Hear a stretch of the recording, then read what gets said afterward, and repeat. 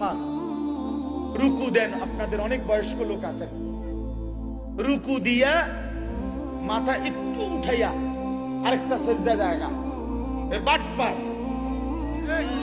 এই বুড়া বাটপার, মনে রাখবেন, এক নাম্বার বাটপার,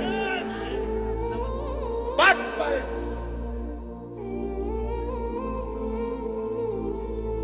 সোজা বাটপারে সাধবানে আপনার কুদুনের ঠেলা কথা কম যায় না, কারণ এনাই আপনার মানি ধরে মসজিদাইয়া সাধু কানে আমরা কুইতা ওড়ে, লাফাইয়া ওড়ে, আরো 10 জনে থামাই তারে না বুঝারে। আও আল্লাহ দোয়াই আপনি কত থামেন, আরে রাখ বেড়া উড়ে এলাম, বেড়া উড়ে এলো দোয়ানদার এতে টাকা পায়, এতে উড়ে এলাম দোয়ানদার চালাক ইসলামিক চা দোকানে গিয়ে ওইখানে মাতপুরি দেখায়, নামাজের বেলায় এসে সেজদে একটা দিয়ে একটু মাথা উড়ে আরটা দিয়ে একদম জাঁতা দিয়ে ধরা দরকার,